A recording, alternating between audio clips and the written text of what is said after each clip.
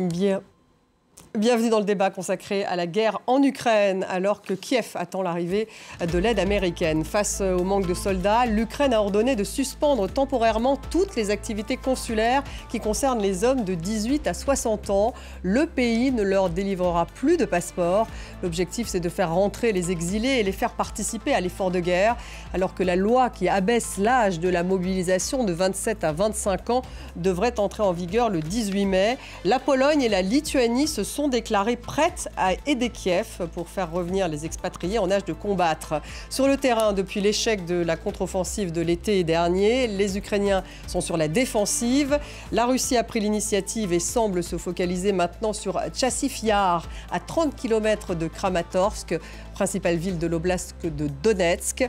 Les militaires russes effectuent parallèlement des frappes de missiles et de drones quasi quotidiennes sur les villes ukrainiennes et des infrastructures. Odessa a été prise pour cible une nouvelle fois, où la Russie a d'ailleurs déclaré avoir frappé le quartier général du groupement sud des forces ukrainiennes. L'Ukraine affirme de son côté avoir mené une attaque nocturne avec un drone contre une importante raffinerie russe dans la région de Ryazan, située dans l'ouest de la Russie.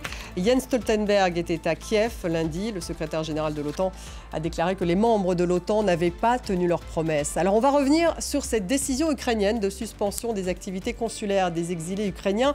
Quel en est l'impact? On va faire aussi un point sur le terrain alors que l'étau se resserre autour de Chassiv Yar. Les Russes marquent-ils des avancées? Zelensky est-il sous pression en attendant l'arrivée de l'aide américaine? Voilà les questions que nous allons poser à nos invités. J'ai le plaisir d'avoir à mes côtés Elsa Vidal. Bonsoir. Bonsoir. Chef du service Russie. Votre livre que je n'ai pas, sachez, je ne sais pas pourquoi, sous les yeux, son titre. La fascination russe. La fascination russe, on va voir, j'espère bien, en tout cas sa couverture, c'est sorti il y a un mois, on ne le voit pas, La fascination russe, livre en tout cas passionnant justement sur la vision des Européens et des Français d'ailleurs sur la politique russe. Nous avons avec nous Jean de Glignasti, bonsoir, directeur de recherche à l'IRIS, ancien consul général de France à Jérusalem, ancien ambassadeur de France en Russie également, auteur de France, une diplomatie déboussolée. Merci d'être là.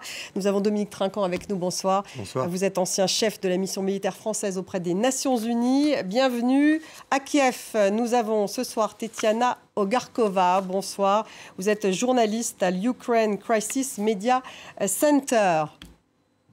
Bienvenue à vous. On va donc démarrer cette discussion avec cette mesure prise par Kiev pour faire face justement au manque de soldats. L'Ukraine qui a donc ordonné de suspendre temporairement, dit-elle, toutes les activités consulaires qui concernent les hommes de 18 à 60 ans. Le pays ne va donc plus leur délivrer de passeport. On va écouter le chef de la diplomatie ukrainienne, Dmytro Kuleba.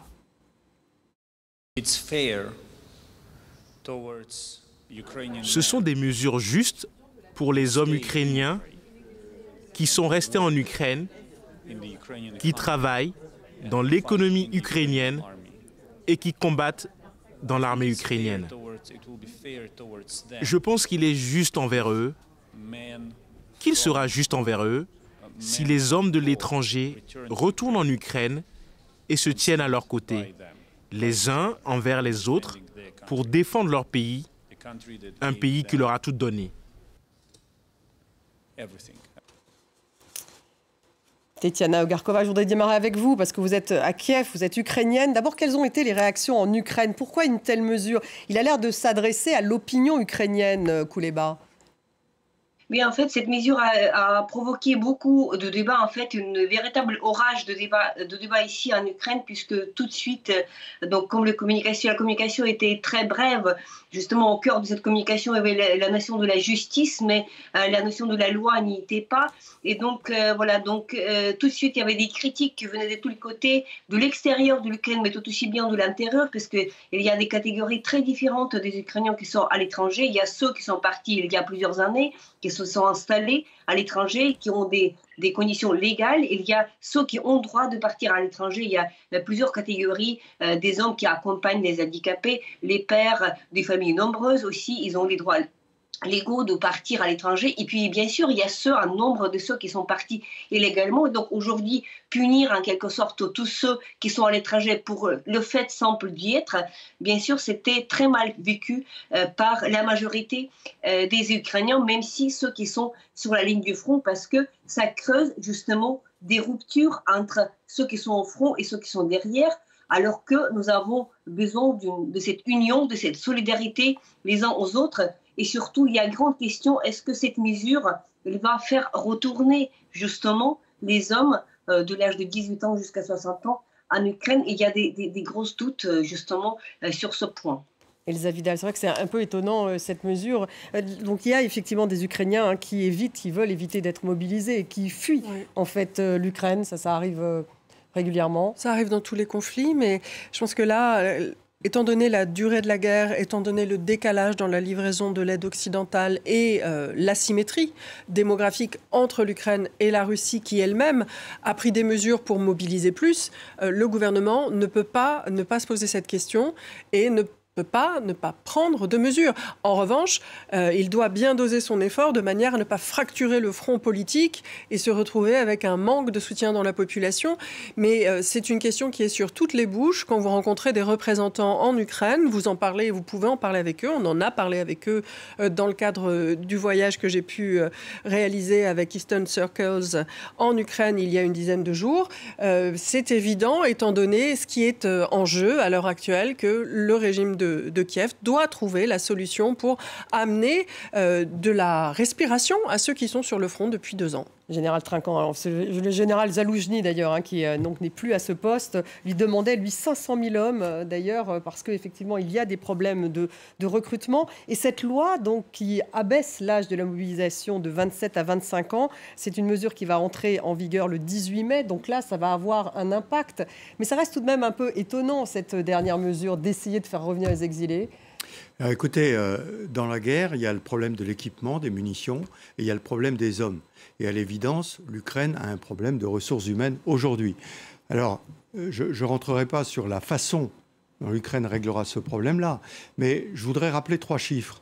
La France, en 1914, attaquée, et l'Ukraine, en 2022, attaquée, avait la même population. La France a mobilisé 4 millions d'hommes. L'Ukraine a mobilisé 400 000 hommes. Donc, je crois que la comparaison de ces chiffres nous permet de voir que le sujet n'a pas été pris comme ça tout à fait au début de la guerre.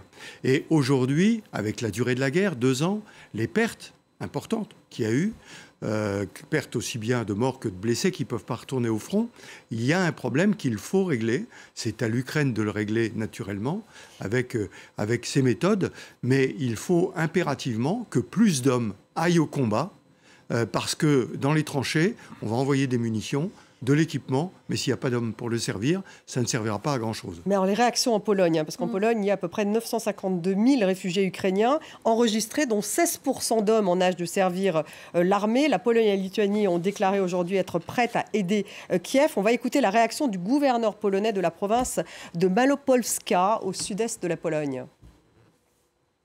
L'Ukraine traverse actuellement une période très difficile et tout citoyen capable d'assumer cette responsabilité pour son État, capable de défendre l'indépendance de l'Ukraine, est nécessaire et précieux. Par conséquent, je pense que de notre point de vue, cela ne changera pas la manière dont nous traitons, dont nous approchons les citoyens ukrainiens, dont nous essayons de les soutenir et de leur permettre de s'assimiler et de rester en Pologne. Néanmoins, nous respectons absolument et complètement la décision prise par les autorités ukrainiennes. Jean de Guignassi, là, il fait de la diplomatie. Mais oui. La Pologne, ça veut dire qu'elle ne va pas les protéger, en fait, ces Ukrainiens sur place. Ça va quand même poser des problèmes. Est-ce qu'ils vont pouvoir demander le droit d'asile, du coup? Enfin, J'ai lu quelques articles polonais. Et ce qui m'a étonné, c'est qu'effectivement, ils sont prêts à recourir, enfin en tout cas la discussion porte là-dessus, à des mesures relativement énergiques pour expulser les Ukrainiens en état de se battre. À la différence de l'Allemagne, qui au contraire dit nous, il n'y a pas de raison, ils restent chez nous, ils sont chez nous, à partir du moment où ils ont une position légale. Donc les Allemands réagissent différemment. Eux, ils ont 1 100 000 Ukrainiens. Voilà, et qui sont très bien intégrés. C'est une main-d'œuvre formidable, bien formée. Donc évidemment, l'Allemagne en a besoin et on peut comprendre qu'elle soit un peu réticente à les renvoyer. Elsa. Je crois que le message, les autorités ukrainiennes ne se font pas beaucoup d'illusions sur j'allais dire, la rentabilité de cette mesure. Mais effectivement, c'est un geste symbolique vis-à-vis de leurs troupes au front. Et c'est un geste aussi pour les donateurs de matériel. Parce que, j'allais dire, le ton montait un petit peu sur la question, on vous donne tout le matériel, mais vous ne faites pas ce qu'il faut pour recruter des troupes. Alors, il y a déjà eu l'adoption finalement de la loi, au bout de 5-6 mois de discussion, qui va donc commençait un peu à énerver les donateurs occidentaux. Et puis maintenant, cette mesure, comme ça, l'Ukraine peut faire valoir qu'elle a fait le maximum pour trouver des troupes et les envoyer au front. Oui. Ce que je peux ajouter pour compléter le tableau qui a été dressé, c'est qu'il y a néanmoins en Ukraine un phénomène très intéressant, c'est que dans tous les domaines où l'Ukraine est aidée par ses alliés, elle apporte une valeur ajoutée, une innovation à partir de ce qui lui est transmis. Elle n'est pas dans une position passive simplement de réception de l'aide, et elle ajoute véritablement, elle transforme, elle crée, elle fait progresser l'état de l'art dans le domaine par exemple de la guerre avec les drones, dans le domaine aussi médical, de soutien aux personnes qui ont été amputées, elle fait progresser la recherche et les capacités de prise en charge dans le domaine des prothèses. Donc il n'est pas nécessaire pour l'Ukraine d'engager autant d'hommes que la Russie. Il est nécessaire d'envoyer un signal politique clair et il est nécessaire que la discussion sur la mobilisation ait lieu dans la société ukrainienne. Au risque d'entraîner de fortes divisions entre les Ukrainiens eux-mêmes. C'est ce que en maîtrisant ce risque, oui. Tétiana, un mot. Manifestement, ils ont aussi ouvert un bureau de recrutement en plein centre de Kiev, les Ukrainiens. Oui, tout à fait. Il y a au total 19 centres de recrutement partout en Ukraine. Il n'y a pas qu'à Kiev, bien sûr, mais il y a aussi dans des régions ouest, est.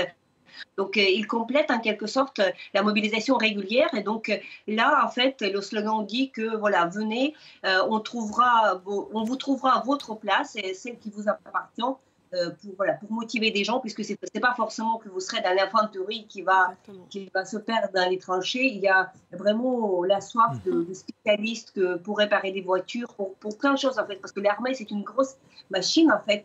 Et donc, c'est vrai que cet effort de mobilisation se voit un peu partout, au centre, à l'ouest, au sud, partout, en fait. Et donc, on croit fermement qu'on arrivera à avoir le nombre nécessaire des gens qui pourront renforcer les lignes de défense ukrainiennes. Sauf que, justement, les doutes pour des gens qui sont sortis illégalement. Je tiens à rappeler aussi, dans le contexte, il est important de savoir que la loi martiale avait tombé durant les premiers jours de cette grande invasion. Et donc il était impossible pour les hommes de 18 ans à 60 ans de partir. Et donc, voilà, ce geste politique envoyé par Zelensky, par Kouliba, vers l'étranger, concerne les gens qui ont utilisé des schémas de corruption pour le faire. Et donc, autant de chercher qui, dans quelles conditions, l'a permis, en fait, ces dizaines de milliers de jeunes de partir à l'étranger, que les privés de services consulaires, ça les fera pas revenir en Ukraine, malheureusement. En tout cas, ça a créé des remous en Pologne, en Lituanie, enfin dans tous les pays. Général Trinquant, l'idée, c'est de parvenir à organiser la relève. Oui, aujourd'hui, il y a une fatigue tout de même. On imagine bien des soldats qui sont au front depuis le début du conflit. Il y a une sorte ils organisent une sorte de rotation. Mais bon, enfin, ils sont quand même toujours au front. Oui, non, mais il y a une sorte de relève. Il y a 2 relèves à organiser. Il y a la relève actuelle pour soulager les soldats qui sont au front depuis 2 ans, qui sont fatigués. Et il faut, sur le front, relever ces soldats. Et puis, il y a la relève. Si l'Ukraine veut lancer des offensives, moi, je ne pense pas trop en 2024, mais en 2025, il faut préparer les soldats avec les équipements de façon à ce qu'ils soient en mesure de le faire. Donc, il y a besoin de soldats pour ces 2 types. Et puis, rappelons-le, ce que vous disiez très justement depuis l'Ukraine, c'est que l'armée, c'est une grande machine avec des mécaniciens, des électroniciens, des gens qui font des drones. Il y a besoin de beaucoup de talents. Et il s'agit de recruter sur l'ensemble beaucoup de talents pour remplir ces postes. Oui, Ce qu'il y a aussi, qu'on doit absolument dire, c'est que les deux questions, la question de l'armement et la question de la volonté de se mobiliser, sont liées. Les gens qu'on a pu rencontrer ou que j'ai pu rencontrer en Ukraine et qui s'étaient soustraits à leurs obligations disaient « moi je n'ai rien contre le fait d'aller combattre, mais pas dans ces conditions-là, parce que dans ces conditions, nous n'avons pas d'équipement, nous n'avons pas assez de munitions et je ne veux pas servir de chair à canon, je ne veux pas être sacrifié à ce combat, je veux bien aller combattre, mais en ayant une chance de finalement participer à quelque chose qui ait du sens et pas à être sacrifié. Un mot sur les Russes, tout de même. Le correspondant du Monde qui a écrit un certain nombre d'articles pour montrer à quel point il y a un recrutement en prison de plus en plus systématique. On parle de 150 000, sans connaître exactement le nombre. Oleg Orlov, le défenseur des droits humains et le cofondateur d'ailleurs de Memorial, lui-même aurait été approché par l'administration pénitentiaire. On leur propose un contrat pour aller sur le front. Elsa Vidal, un mot, peut-être, qu'est-ce que ça veut dire ? C'est quand même très chaotique. Finalement, les Russes ont aussi des problèmes. C'est-à-dire que pour Vladimir Poutine, pour la Russie à l'heure actuelle, décréter une mobilisation générale, c'est aussi quelque chose qui soulèverait une vague de mécontentement dans la population. Donc on assiste aux mêmes mesures de contournement et on envoie essentiellement des prisonniers et des personnes d'origine étrangère, recrutées soit à l'étranger, soit au moment de leur arrivée en Russie. Peu de gens le savent, mais la Russie est un très grand pays d'immigration qui accueille de nombreux travailleurs étrangers. Et il y a une chasse aux migrants. Il y a une chasse aux migrants et une loi qui a été adoptée qui permet à ceux-ci d'obtenir la nationalité russe en échange d'un contrat de service dans l'armée. Et donc il y a bien sûr cette crainte en Russie à l'heure actuelle d'une mobilisation générale, mais il y a aussi un décret qui a été signé qui va augmenter les effectifs de l'armée. Donc la Russie augmentant ses effectifs, ayant déjà un avantage démographique, ce changement rend d'autant plus pressant pour l'Ukraine la solution de son équation démographique pour soutenir le combat. Jean de Guignassi, sur ce recrutement en prison. Je crois que... Alors, ils sont exclus ceux qui ont commis des crimes de trahison et de terrorisme. En revanche, bienvenue aux violeurs et aux meurtriers. Voilà. Je ne sais pas s'ils sont bienvenus, mais ce qui est sûr, c'est que des deux côtés, on se prépare au coup d'après. Parce que ceux qui sont recrutés actuellement en Ukraine, ce n'est pas ceux qui vont partir sur le front dans le mois qui vient. Donc, il y a la bataille, elle est maintenant. Les Russes veulent percer à tout prix avant que le matériel étranger n'arrive, et les Ukrainiens doivent tenir. En revanche, le fait de recruter dans les prisons russes ou, j'allais dire, dans les consulats à l'étranger pour les Ukrainiens, ça signifie tout simplement que tout le monde se prépare à une guerre plus longue et il y aura un coup d'après, une revanche. Et donc, c'est évidemment un mauvais présage pour la suite. C'est-à-dire que la guerre va au passage... C'est déjà vu, en fait, de recruter dans les prisons comme ça. Non, alors en Russie, oui. Ailleurs, non, pas tellement. Mais pour reprendre l'expression d'un coup d'après, les problèmes démographiques, c'est le coup d'après du coup d'après. C'est-à-dire, qu'est-ce que vont devenir l'Ukraine et la Russie avec des démographies qui sont écroulées des deux côtés et avec un grand nombre de soldats sur le front, dont un certain nombre vont naturellement être tués et sont des jeunes hommes. Et donc, il va y avoir un problème à la fois par les pertes sur le terrain, mais aussi par les pertes par l'évaporation. Vous savez qu'il y a quasiment 1 million de Russes qui ont quitté la Russie au moment du début de la guerre, mais en Ukraine aussi, on le voit actuellement. Donc il y a beaucoup de ces jeunes qui n'auront pas l'intention de revenir ni en Russie ni en Ukraine, parce qu'ils auront leur place en Allemagne, en Finlande ou en Suède. Et donc il y a un problème pour le coup d'après la guerre, si j'ose dire, avec ces problèmes démographiques qui sont catastrophiques pour les deux pays, je le souligne. Tétiana, un mot justement. On a vu tout de même ces femmes ukrainiennes qui demandent à ce que leurs maris, qui sont sur le front depuis le début de la guerre, reviennent et qu'il y ait une relève. Oui, il y a cette demande de rotation qui est tout à fait compréhensible parce que ça brise les vies de famille, mais malheureusement, justement, il n'y a pas de possibilité, il n'y avait pas de possibilité d'inclure ce point de la démobilisation dans la loi qui va entrer en vigueur le 18 mai, donc la loi sur la mobilisation, c'est-à-dire qu'aujourd'hui, l'état de choses est tel qu'on mobilise plus, on essaie de faire revenir les gens de l'étranger, ce qui ne marchera pas.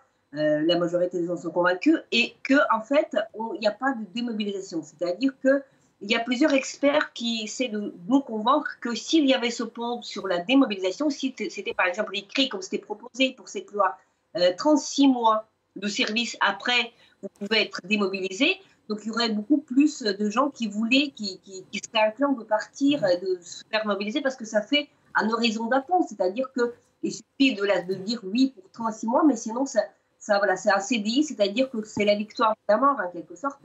Et bien sûr que ça fait, donc ce fait, il fait hésiter pas mal d'hommes, en fait, parce que ça veut dire que si on part, c'est à jamais. C'est-à-dire que c'est jusqu'à, on ne sait pas quand. Peut-être qu'on est entré dans cette guerre longue, elle peut durer peut-être vraiment des années, on ne sait pas, peut-être des décennies. Et donc, on est dans cette horizon de tout perdre. Et donc, ça, c'est un facteur défavorisant, en fait, à la volonté de ceux qui sont encore aujourd'hui civils de se présenter de leur propre volonté et puis de faire pour faire mobiliser. Elsa, quelle morale là-bas? Écoutez, moi j'ai trouvé le moral bon, c'est-à-dire la conscience que du temps était perdu, que des vies étaient sacrifiées à tenir du territoire et non pas à en reconquérir, ce qui était regretté. Mais je trouve une très forte résolution, une très forte lucidité, pas de panique. En revanche, voilà, le sentiment que l'heure est grave et que si les armements ne sont pas livrés, le front pourra être naturellement enfoncé sur certaines parties de la ligne. Ouais. Enfin, je reviens sur le sujet des mouvements de personnel. Autant pendant la guerre, on peut concevoir qu'il y ait des périodes de repos, c'est-à-dire que les soldats reviennent pendant 15 jours pour se reposer, etc., etc. Autant la démobilisation pendant la guerre, c'est un concept totalement irréaliste, pour deux raisons. D'abord parce que ce sont des soldats expérimentés et qu'on a besoin de soldats expérimentés. Et deuxièmement parce que quand on rentre dans une guerre comme ça, les soldats français, pendant la guerre, ils étaient engagés pour la durée de la guerre. Vous comprenez ? D'un seul coup, on ne dit pas « pousse, je joue plus, je m'en vais ». C'est pour la durée de la guerre. Ça en dissuade un certain nombre, en tout cas. Mais en tout état de cause, ce qu'il faut, c'est organiser la relève de façon à ce que les soldats puissent aller se reposer, revenir, parce que, évidemment, dans les conditions dans lesquelles ils combattent, c'est assez épuisant. Vous disiez tenir, Elsa, la stratégie de l'Ukraine, elle est défensive donc face aux assauts des Russes. Je propose de regarder ce reportage de notre correspondant en Ukraine, Gulliver Krag. Un gigantesque chantier à une vingtaine de kilomètres de la ligne de front. Nos actions ne sont plus offensives, mais défensives. Et quand on défend, on doit être préparé, donc on prépare nos défenses. Nous avons des mines, des câbles barbelés, des dents de dragon, des blocs de béton, et nous creusons des fossés anti-chars. C'est tout un système. Le gouvernement ukrainien a annoncé un budget de plus de 500 millions d'euros pour creuser et construire au plus vite des lignes de défense sur une longueur de plus de 2000 km. Au plus près des positions de l'ennemi, les soldats creusent les tranchées eux-mêmes. Mais ici, un peu plus loin, ce sont des sociétés de bâtiments privés qui prennent la relève. Le colonel Voloshin est venu inspecter les travaux.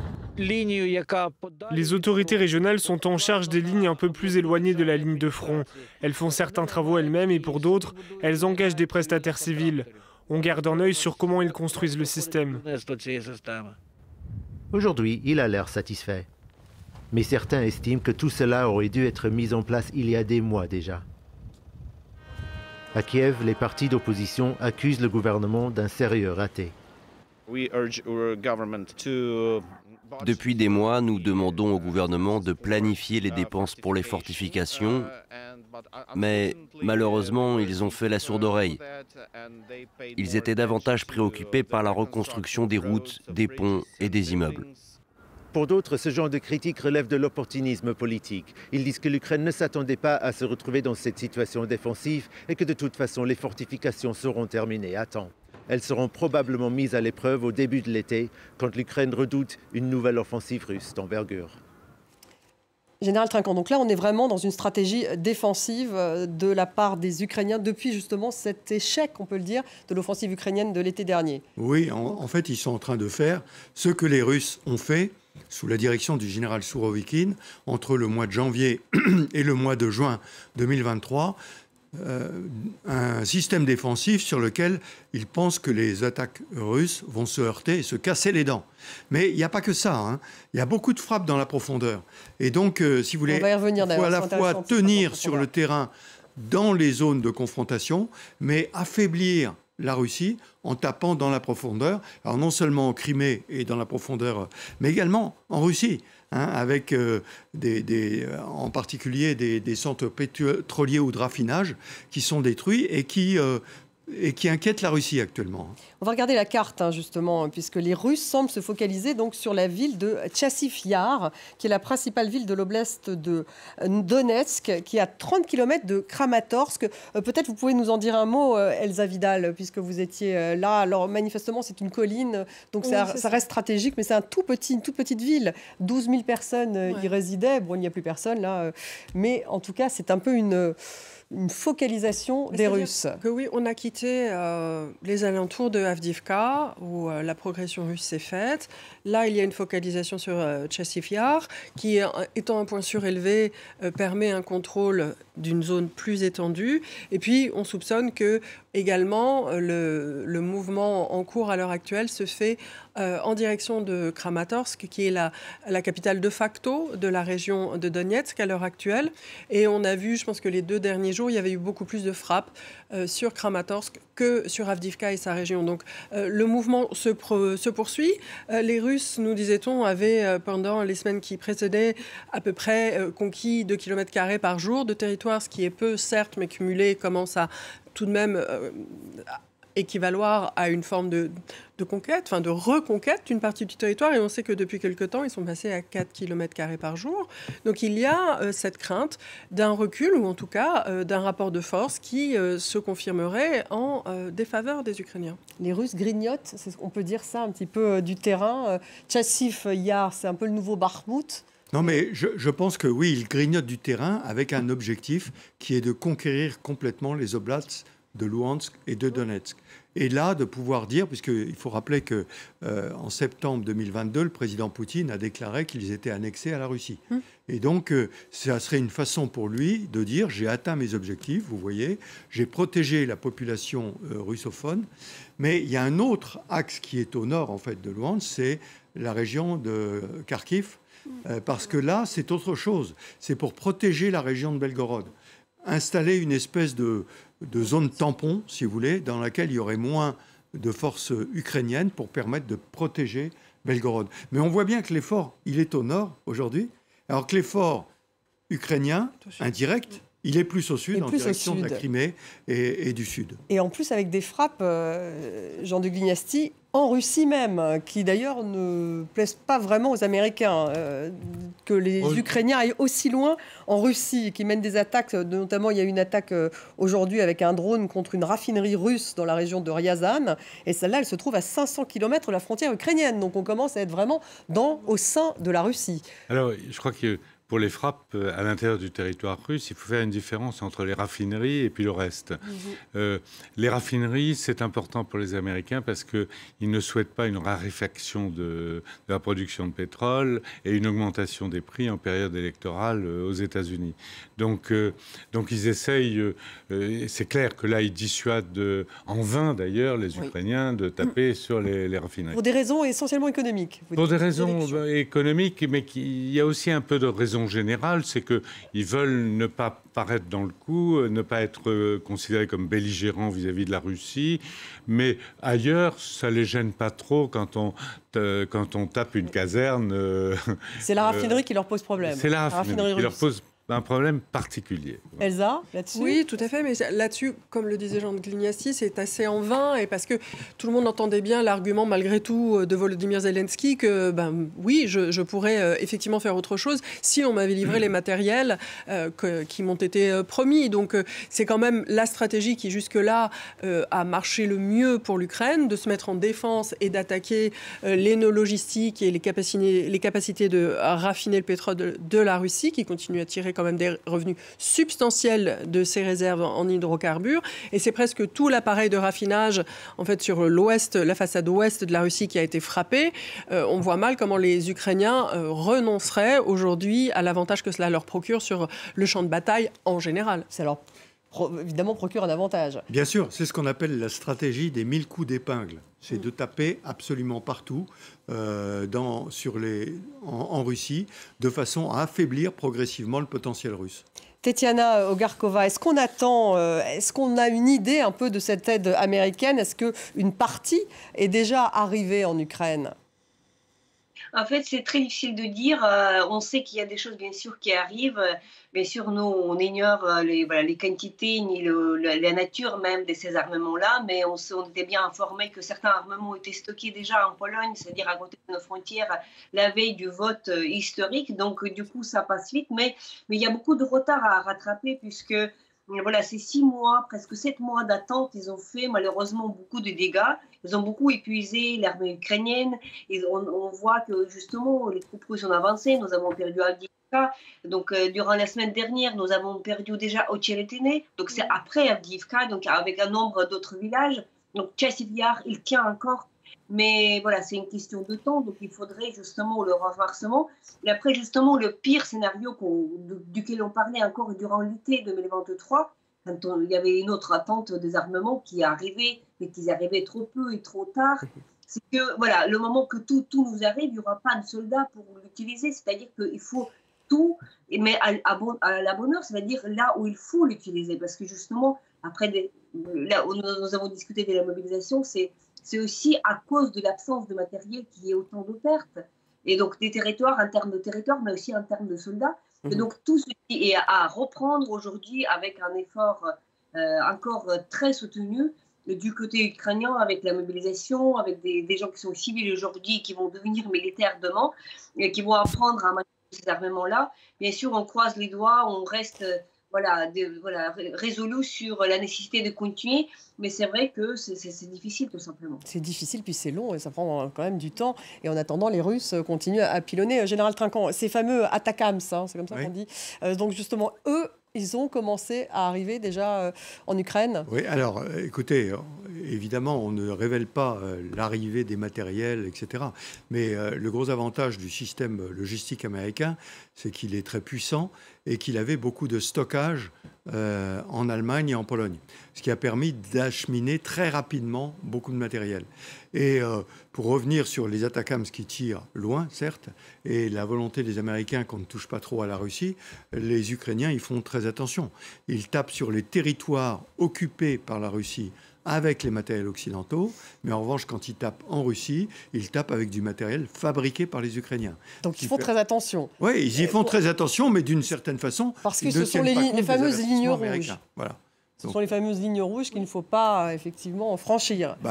Pas au nom des Alliés, en tout cas, pas avec le matériel des Alliés. À l'heure actuelle, peut-être que cette ligne rouge-là sautera un jour, mais pour le moment, tout le monde a fait vraiment beaucoup d'efforts pour faire comprendre aux Ukrainiens que nous ne souhaitions pas que les matériels les plus stratégiques, les plus avancés technologiquement, puissent être utilisés contre la Russie. On va regarder la citation de Dmitri Medvedev, justement, lorsqu'il parle de l'aide américaine en Ukraine. Personne ne doutait que les législateurs américains allaient approuver l'aide à un gang de néo-nazis, je cite, « C'est un vote de joyeux bâtards ». C'est quand même l'ancien Premier ministre russe. C'est ça. Mais on est entré dans un moment aussi qui est assez, exubérant du point de vue de l'art, de la discussion, dans l'arène politique, avec un assaut de grossièreté qui, même s'il nous choque, il faut bien le comprendre, en Russie, bénéficie à Dmitri Medvedev, qui, ça lui profite. Oui, dans les sondages, il a fait un retour dans la liste des personnalités politiques respectées, dont il était complètement sorti puisqu'il était tombé en disgrâce. Et ces excès verbaux servent surtout, en fait, à convaincre de sa loyauté le maître du Kremlin. À l'égard de Poutine. Bien sûr, et c'est pour ça qu'il les répète. Général Trinquant. Je pense qu'aussi ça sert à Poutine d'une certaine façon, parce que c'est le contraste entre tout ce qui est excessif et le président Poutine. Absolument. Qui paraît très calme, très posé, et donc peut apparaître comme un véritable homme d'État en charge des affaires. Exactement. Il est de plus en plus excessif, en tout cas, Jean de Guignasti, Dmitri Medvedev. Ça fait déjà assez longtemps qu'il s'exprime dans ces termes. Hein. Effectivement, il y a un partage des rôles. Hein. J'imagine qu'on lui écrit même son script. C'est probable, c'est pas lui qui donne la peine. Donc on voilà. Lui écrit son script avant, d'accord. D'accord. On va écouter Jens Stoltenberg. Hein. Lui était à Kiev, justement, Tetiana Ogarkova. Il était à Kiev lundi, le secrétaire général de l'OTAN. Voilà ce qu'il a dit. Nous devons réaliser que lorsque nous ne livrons pas Lorsque nous retardons les livraisons, c'est une question de vie ou de mort. Les conséquences sont réelles. Cette guerre n'est pas une sorte de théorie. Elle se déroule 24 heures sur 24, 7 jours sur 7. Et lorsque nous n'agissons pas comme nous le devrions, ce sont les Ukrainiens qui en paient le prix. Mais il n'est pas trop tard pour que l'Ukraine l'emporte. Un soutien supplémentaire est en route. Et on va écouter Volodymyr Zelensky qui était avec lui. La rapidité d'approvisionnement signifie littéralement la stabilisation de lignes de front. Artillerie, calibre 155, armes à longue portée et défense aérienne, principalement des systèmes patriotes. C'est ce que nos partenaires ont et ce qui devrait maintenant fonctionner ici en Ukraine pour détruire les ambitions terroristes de la Russie. L'armée russe se prépare à de nouvelles actions offensives et ensemble, nous devons faire échouer l'offensive russe. Nos partenaires disposent de tous les moyens nécessaires à cette fin. Donc il demande des patriotes. Et d'ailleurs, Lloyd Austin, le secrétaire à la Défense, le ministre de la Défense américain, demande aussi aux Européens de donner des patriotes. C'est important, le patriote. Oui, c'est très important parce que c'est la protection à la fois de la population, des sites énergétiques, c'est la défense de l'Ukraine. Le problème, les Américains, vous savez, il y a eu la réunion de Ramstein qui s'est tenue la semaine dernière. On n'en a pas parlé officiellement et en fait, on en a beaucoup parlé. Et donc, je pense qu'il y aura des livraisons qui arriveront. Mais moi, je suis toujours surpris quand j'entends Jens Stoltenberg parler, parce que je rappelle qu'il est secrétaire général de l'OTAN, que ce n'est pas l'OTAN qui fournit les armements, ce sont les pays européens et les États-Unis, que l'OTAN n'est pas en guerre avec la Russie. Pourquoi fait-il une telle déclaration? Mais parce que, j'allais dire, il veut se donner un rôle, il va bientôt partir. Hein. Oui, il est sur le départ, donc c'est vrai que c'est oui, un peu... mais je pense qu'il fausse les pistes. Il fausse les pistes. Je rappelle que la Russie n'arrête pas de dire que c'est l'OTAN qui l'attaque. Bon, ben là, il donne des verges pour se faire battre à la Russie. Alors que, je répète, Ramstein, par exemple, ce n'est pas une réunion de l'OTAN. C'est une réunion des contributeurs. Il y a 50 pays qui viennent. Et les pays qui donnent, ça n'est pas l'OTAN. Et si on demande de donner des patriotes, par exemple, ce n'est pas l'OTAN qui va les donner. C'est l'Allemagne qui en a donné, c'est peut-être les Pays-Bas qui en donneront, Ça etc. ne va pas assez vite pour l'instant du côté européen, en tout cas, c'est ce qu'il a l'air de dire. Oui, mais ça ne va pas assez vite, oui, probablement. Je rappelle simplement le seul point positif de la déclaration qui n'a pas été montrée là du secrétaire général de l'OTAN, c'est qu'il a levé la situation dans laquelle la défense de l'OTAN était prioritaire sur la livraison d'armes à l'Ukraine. Et ça, c'est très important. Ça veut dire que dans les plans de l'OTAN, vous avez besoin, chaque pays a besoin de 3-4 systèmes pour défendre, et c'est dans les plans de l'OTAN. Et comme vous avez signé dans le plan de l'OTAN, vous ne pouvez pas le livrer. Et là, il vous dit, ben non, vous pouvez le livrer parce que la défense de l'Ukraine est prioritaire. Donc là, oui, c'est un point positif pour l'OTAN. Un mot de diplomatie, puisqu'il nous reste 5 minutes. Je voulais vous faire réagir, Tetiana Ogarkova, sur cette conférence en Suisse. On en parle beaucoup maintenant. C'est à l'initiative justement de Zelensky. Manifestement, il aimerait avoir le plus de monde possible qui s'y rendent, y compris des pays du Sud global. Alors, le plan de paix de Zelensky demande effectivement un retrait des troupes russes de l'ensemble du territoire ukrainien. La Russie n'est pas invitée, j'imagine. En quoi est-ce que c'est important pour Zelensky, cette fameuse conférence en Suisse ? En fait, c'est très clair. Donc, cette conférence en Suisse qui va se dérouler au mois de juin, donc d'ici, donc ça se rapproche. En fait, c'est très important d'élargir en fait cette solidarité, puisque aujourd'hui, avec bien sûr des nuances, avec bien sûr quelques divergences, mais on sait très bien qu'il y a des partenaires de l'Europe occidentale et puis des États-Unis, même malgré tous les problèmes qui existent, ils sont de notre côté. Or qu'il y a beaucoup de pays dans ce monde qui font un peu l'air indifférents, qui ne sont pas qui sont dans cette espèce de neutralité. Donc le grand projet était d'associer la Chine justement à ce sommet, et paraît-il que ça ne marche pas bien pour l'instant, en tout cas d'après l'information que nous avons ici. La Chine n'a pas, pour l'instant en tout cas, donné son accord d'être présente, mais justement, c'est l'idée de mettre le maximum depuis les deux côtés de l'Ukraine, donc pour formuler ce message politique extrêmement clair à la Russie que, regarde, tout le monde est de notre côté, tu ne pourras pas faire la guerre à tout le monde. C'est-à-dire que ce n'est pas la guerre contre l'OTAN ni contre l'Europe occidentale, donc cette guerre, elle viole les principes de droit international qui concernent tout aussi bien les Européens que les citoyens de pays qui on nomme comme ça d'une manière très sommaire Sud global. Ça concerne tout le monde, ça viole les principes de notre civilisation, de notre monde actuel.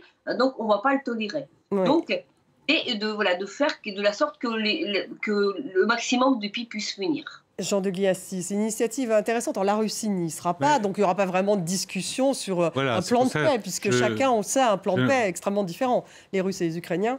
Je noterai d'abord que appeler ça conférence de la paix, c'est quand même un peu un abus de langage, parce que l'objectif de cette conférence, c'est de regrouper autant que faire se peut l'ensemble du Sud global et de le détacher un peu de la Russie. Je doute que ça soit efficace, parce qu'effectivement, comme l'a dit très bien l'intervenant tout à l'heure, la Chine se tâte, et de toute façon, si elle vient, ça sera comme spoiler, comme on dit. Ça sera pour, qu'est-ce que ça veut dire, un spoiler? Pour essayer d'empêcher les accords de se faire, en fait. Hein. Donc, elle n'a pas intérêt à ce qu'il se fasse. Non, elle n'a pas intérêt à ce qu'elle se fasse. Les pays du Sud global, ils ont intérêt à avoir le maximum de marge de manœuvre vis-à-vis des sanctions. C'est la chose principale qui les intéresse. C'est-à-dire pouvoir réexporter, pouvoir faire de l'argent, profiter un peu ou ne pas souffrir trop de la guerre et des sanctions secondaires. On a vu d'ailleurs récemment qu'un certain nombre de pays commençaient à appliquer, parce qu'ils n'avaient pas le choix, des sanctions secondaires. Des banques d'Asie centrale ne font plus de transactions avec la Russie parce que SWIFT ne marche pas, ils n'acceptent plus la carte russe MIR. Donc on sent bien que les sanctions... Donc ce qui intéresse les pays du Sud global, c'est pas tellement le plan de paix ukrainien, qui n'est pas un plan de paix, qui est en fait les buts de guerre à 100%, avec des compensations financières, c'est un retrait des troupes russes de tout le territoire ukrainien. Voilà. Bon, donc, ça, c'est une manœuvre diplomatique habile de la part des Ukrainiens. Ils ont eu l'appui des Suisses là-dessus, mais on ne peut pas appeler ça conférence de paix. Elsa Vidal. Je rejoins globalement l'analyse de Jean de Gliassi et je trouve néanmoins extrêmement stratégique et incontournable pour l'Ukraine d'essayer de parler à ces pays des Suds pour aussi peut-être changer un certain monopole que la Russie exerce pour le moment sur l'héritage soviétique. La Russie qui se présente comme un État qui vient contrecarrer l'Occident colonisateur, qui soutiendrait donc l'émancipation des pays du Sud d'une mainmise de l'Occident. Or, l'Ukraine peut faire valoir qu'elle est dans une guerre qui l'oppose à un État colonisateur et que c'est elle qui est en train d'essayer de défendre sa souveraineté. Et puis la coopération que la Russie revendique comme héritage vis-à-vis de ces pays, l'Ukraine peut aussi y prétendre. Quant à la Chine, elle est aussi un grand partenaire économique de l'Ukraine. Donc pour l'instant, on ne sait pas, elle n'a pas dit qu'elle irait. Oui, mais ce serait vraiment très important. Effectivement, si elle n'y va pas, l'impact et la portée de cette manifestation seront largement réduits. Oui. Merci d'avoir participé à cette émission. Alors Elsa Vidal, chef du service Russie RFI, je recite votre livre, donc, La fascination russe. On a maintenant la couverture. Robert, c'est chez Robert Laffont, un livre passionnant. Je vais citer également le livre de Dominique Trinquant. Merci d'avoir été avec nous. Ce qui nous attend, c'est également chez Robert Laffont. Succès.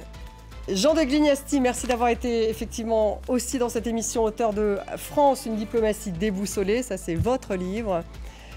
Merci également à Tetiana Ogarkova d'avoir participé à l'émission. Merci à vous tous de nous avoir suivis. Vous la retrouvez cette émission sur les réseaux sociaux. Restez sur France 24.